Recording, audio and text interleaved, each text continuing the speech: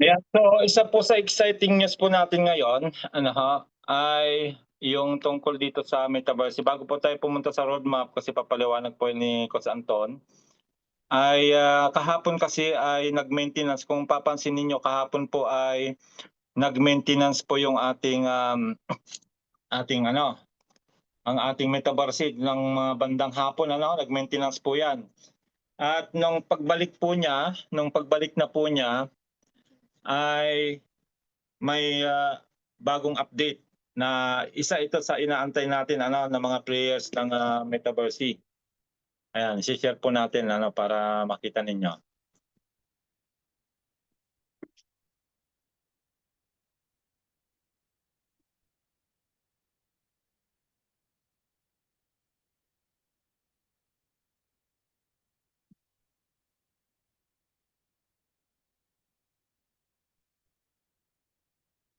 Okay. So welcome to Metaverse Crypto Edition. Ayan, so dalawa po yung, Metaverse natin. Meron po tayong, MTX Metaverse Trading Exchange, tsaka ito naman po ay Metaverse Crypto Exchange MCX, yung bago po natin ngayon. Ngayon, kahapon po, ayan, pagpunta nyo po sa inyong back office, doon sa inyong Metaverse, punta kayo sa news. Ito po yung update kahapon. Yan, ito po yung babasahin natin. Which is good news po ito sa lahat po ng mga Metaverse players sa Crypto Edition, yung mga nabili na pong mga package At kung gusto niyo na kumita ng USDC ay pwede na kayong humabol. So basahin natin yung nakalagay dito. Sabi dito, KIPS to USDC conversion pools are coming. Dear Metaversians, we're excited to announce the official launch of the KIPS to USDC conversion pools, unlocking a new dimension of play-to-earn rewards within the Metaverse ecosystem. Okay. The pools will start accepting KIPS submissions starting from Monday, 5th of May at 12:30 PM UTC time. Ito po ay 12:30. Sa Europe po ito ay 2:30 PM. 2:30 PM po ito sa Europe time. Sa Pilipinas naman ay 9:30 PM po yan sa May 5.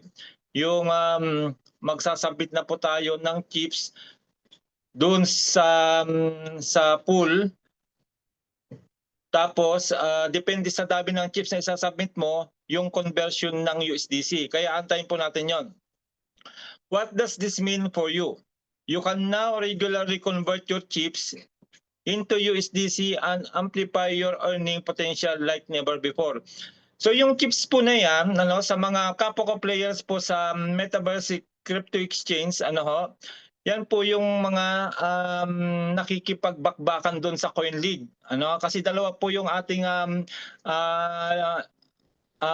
laro sa Metaverse Crypto Edition, isang Coin Race, minigame at saka isang Coin League. Sa Coin League naman po, yung pong nakukuha natin doon ay chips, depende doon sa rank na maabot mo, Ayan, so mamaya tingnan natin yung sa akin kung mabubuksan natin. Tuloy natin.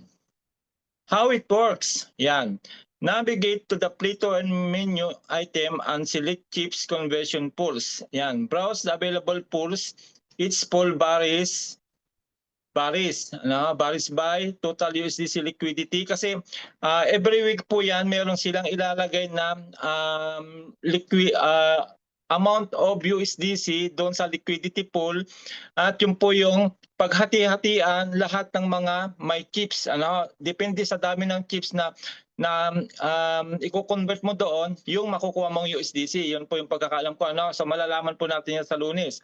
Minimum and maximum chips tickets eligible for conversion. So meron siyang minimum tsaka maximum, okay? Select the pool that best fits your strategy and allocate your chips accordingly.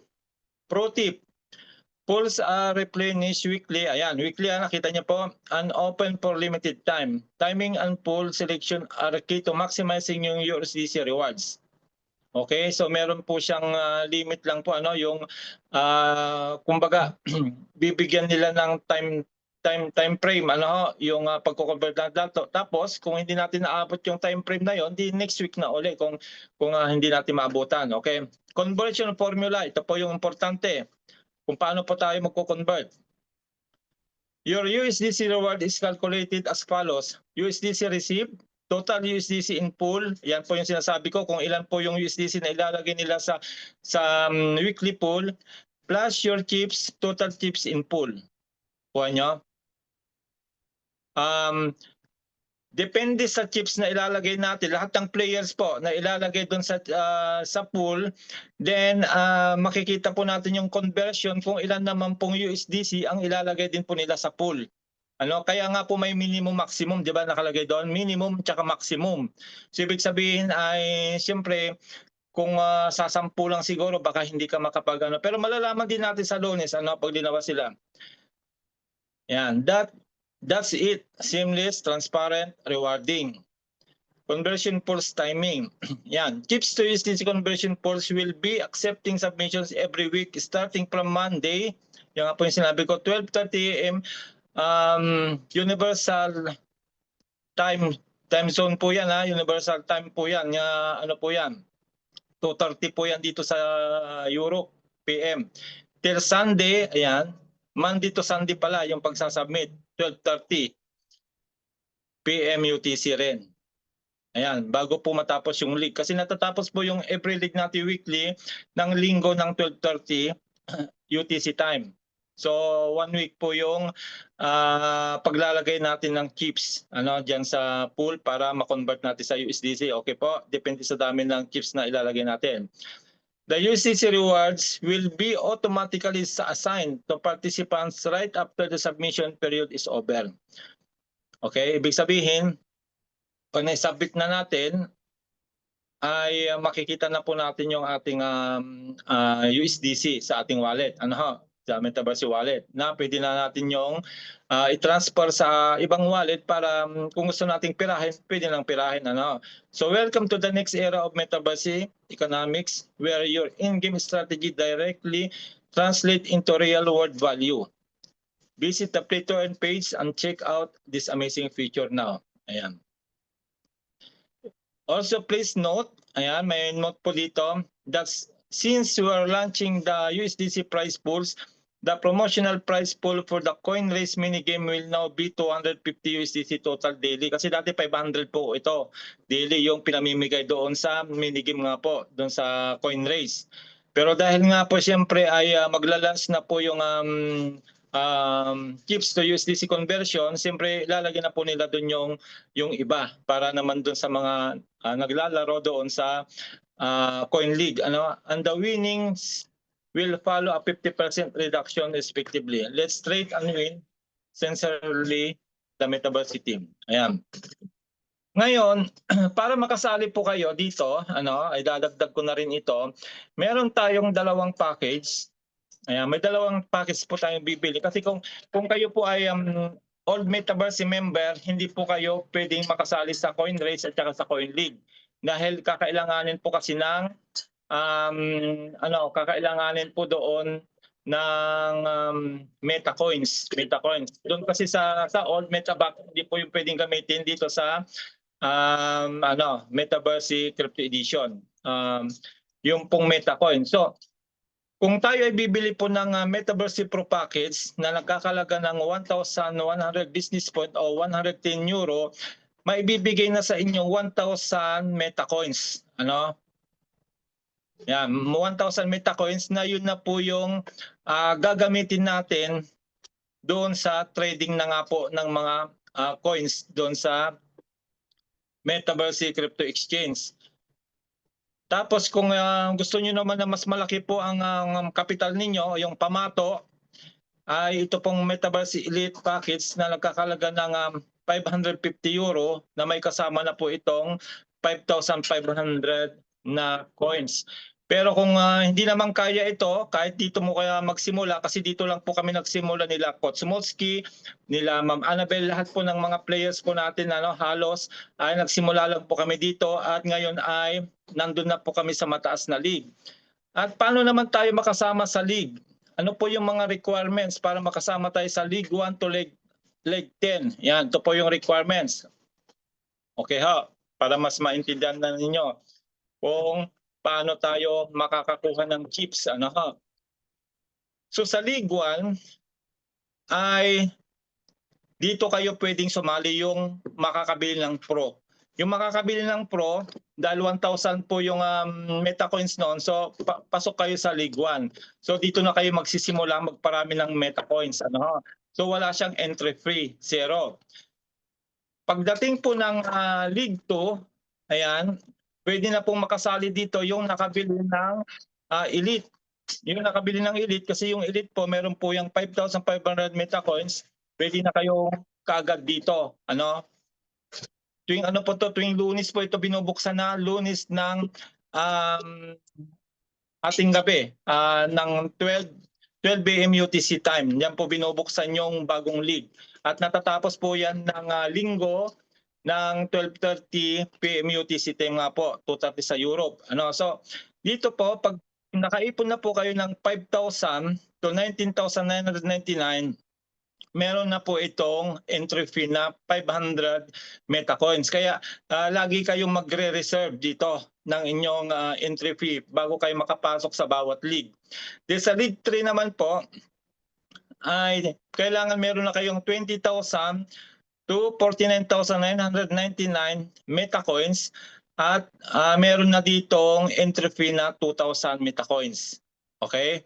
Yan, makakapasok na rin sa League 3. Then sa League 4 naman po, kailangan meron na kayong naipon na 50,000 Metacoins to 199,999 at meron na po itong entry fee na 5,000. Ano, 5,000 mong babawas. Halimbawa dito po ay nakaipon kayo ng 50,000, babawasin po yan ng 5,000. So 45,000 na matitira sa inyo. Kaya pagpasok nyo sa league, negative po kayo doon, red ang makikita nyo. Ano, mamaya papakita natin. Then sa League 5 po, 200,000 to 499,999 to 20,000 Metacoins na po yung entry fee. Then League 6, 500,000 o half million na po yan. Hanggang 999,999, 50,000 na po ang entry fee. Ayan. At sa League 7, ako po yung nandito na. Sa capital ko nga po 1,000 na Metacoins. Napaabot na po natin dito sa League 7 kasi nakuha natin yung strategy paano magparami ng Metacoins. So dito na ako nakikipagbakbakan dito. Kasama ko dito si Ma'am Elisa Lumakay. Nandiyan si Ma'am Elisa Lumakay ng Team Baguio, ano, nila Sir Aurelio, kasama ko siya dito. Labing isa lang kami na lang dito nakapasok. So, kailangan meron kang 1 million Metacoins dito to 2,499,999 Metacoins at ang entry fee dito ay malaki-laki na, 100,000. Ayan, 100,000. Kaya kung may 1 million kayo, 900,000 na lang matitira. Tapos kailangan nyo yun na punuan uli para mag-green po yung inyong ranking. Mamaya titingnan natin. Din League 8, nandito na si kasi nauna kasi naglaro si Sir Edgardo Marasigan. Siya po yung Egay Pogi ng Team Europe natin. So nandito na po siya. Grabe 'yon. Nakaipon na siya ng 2.5 million to 4,999,999, 250,000 na pong entry fee po diyan. At sa League 9, nandito na rin po yung ating number 1 player sa Metaverse na si Sir Coach Moski. Sila po yung mga nakaipon na po ng 5 million Metacoins to 9,999,999, almost 10 million po yung bracket po niya para makapasok po dyan. 500,000 na po ang NDP. At yung last league po natin, League 10, ay kailangan na po dyan ng 10 million. At 1 million na po ang grabe, 1 million na po ang entry fee. So titignan natin para makita niyo po yung actual. Tingnan natin bro kung makakapasok tayo kasi ang bagal ng ang bagal kasi nitong computer para mas maintindihan. Nandiyan na ba si Coach Anton? Bro, Coach Anton? Siya kasi magpapaliwanag ng ating mamaya. Ayan. Okay. Pasok tayo dito sa C-Store. Ayan pa. Take note po, hindi kayo makakalaro ng Metaverse pag hindi po kayo member ng C1. Lagot muna ako dito kay Marisa ito eh. Kailangan po talaga ay dadaan muna kayo sa membership sa C1 bago kayo makapasok sa Metaverse. Kaya grabe po ito, hatop. Ito lalo ito pag nag-launch itong chips to USDC conversion, naku, ang dami po niyang papasok ng mga players po niyan. Sigurado 'yon.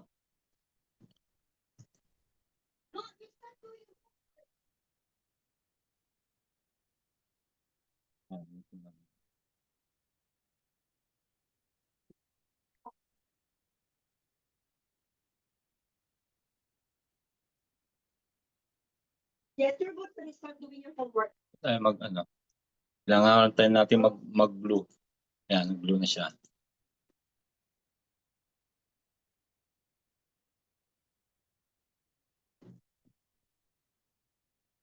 Bro Danny, okay lang bro? Naririnig niyo ako?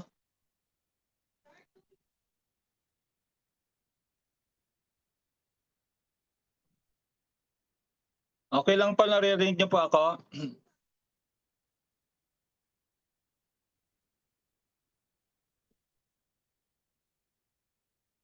Ayan, papasok po tayo sa papasok na po tayo. Dito po yan, papasok sa C-Store. Pasok po kayo sa C-Store.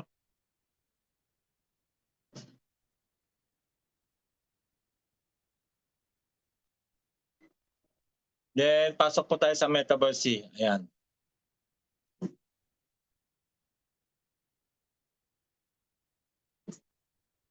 Okay.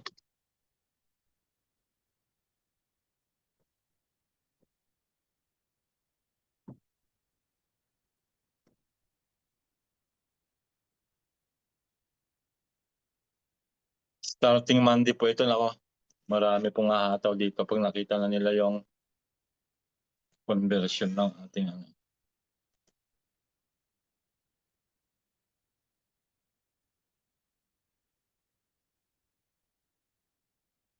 Tayo lang natin ang bagal eh.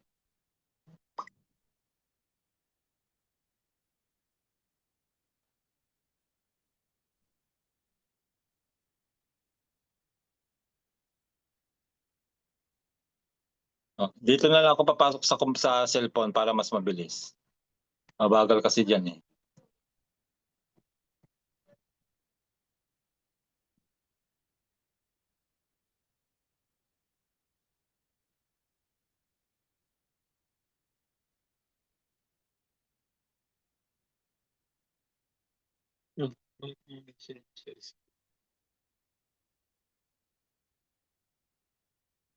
Kaya nga, wait lang. Exit muna tayo dito sa kabila.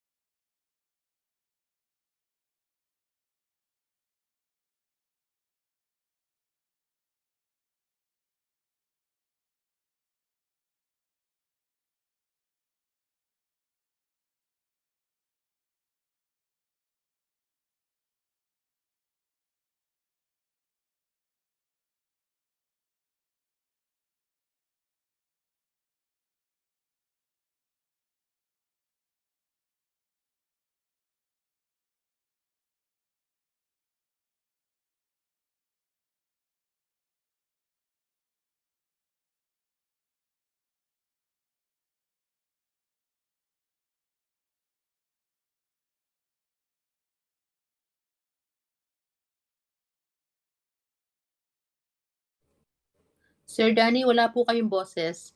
Ay, Sir Eddie. Sir Eddie, wala po kayong boses. Nakamute kayo. Pardon?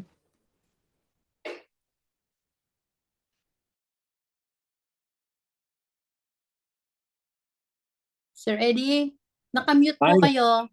Ayan. Okay po. Okay na po. Kanina po nawala din. Kanina, nawala po kanina pa. Napansin ko lang ngayon. Kanina meron naman po. Kanina po meron. Nung mag-umpisa po kayo ng siguro mga 3 minutes oo, lang. dito. So, yun po, walang yun po boses, coach. May kausap lang ako eh. Hindi ako makapagsalita at may kausap akong yung ating kaibigang artist, national artist na sa Vienna. Nagpa-assist sa akin ng ako po, manager, di ba manager natin yon, Coach AD? Manager 2 star manager. ba o 1 star? Mamaya natin bro, pag-usapan na tayo. Oo. Tapusin muna natin ito. Sige, sige, So, sige. ayan, so nandito na, ayan, yung nga pong sabi ko nga po, nandito na po tayo sa rank 7, League 7, number 5, tapos yung pong dalawang player din po natin ng unit team, nasa 8 na sila. Ayan, si Coach Motsky, tsaka si Sir Ige. Si Coach Motsky ay ang dami na nakuha ang chips nito kasi ilang beses siyang nasa top 1, tapos ngayon number 2 na naman siya dito. Laki na naman nag-aantay sa kanya. Pero bago matapos ito, kasi ang lit lang ng difference nila, 1 point lang. So baka by Sunday siya pa rin ang magna-number 1 dito kasi alam na niya kasi yung diskarte. Ayan si Sir Eduardo, ayan, number 4 din siya dito, no? Talagang nakikipagbakbakan din. Ngayon sa 9 naman, League 9, ilan pa lang sila dito at dito pa lang po yung pinaka-last na meron. Wala pa po nakakarating doon sa League 10. Ayan, meron po silang siyam dito. Ayan, wala na po ditong unit team, hanggang League 8 pa lang po yung unit team natin. So yun po, yung I hope doon sa mga nakabili na po ng package na na mga member natin, ay wag niyo pong sayangin po yung mga ninyo. Wag niyo pong sayangin na hindi gamitin. Gamitin niyo po yung ating pong yung inyong mga meta coins na nakuha doon sa pagbili natin ng package. Pero wag niyong bibiglain kasi nga po pag binigla niyo, kagaya ni Ma'am Tina, binigla niyang itaya tapos biglang bumaba yung kanyang tinayaan, kaya hindi siya makaabante gawa ng kakaunti na po yung kanyang kapital, para makakuha ka uli ng meta coins, bibili ka uli ng package, at hindi naman na po natin ina-advise yung ganon. Paramihin na lang po natin yung ating meta coins kagaya namin nila Coach Motsky, Ma'am Ana Belchin, si Ma'am Manager Belchin, nandiyan din po, nakikipaglaban din po siya diyan. Sila Ma'am Digna, yung Team Canada, nandiyan din po sila, pero hindi ko na alam si Ma'am Emerita, nandiyan din po siya. Kaya yun po, good luck na lang po sa ating lahat na nakikipaglaro diyan sa ating pong Metaverse, at yon, exciting na po dahil by Monday ay makikita na po natin yung conversion ng ating mga naipong chips. Yun lang, Coach Danny, pwede na ninyong ipaliwanag yung ating roadmap.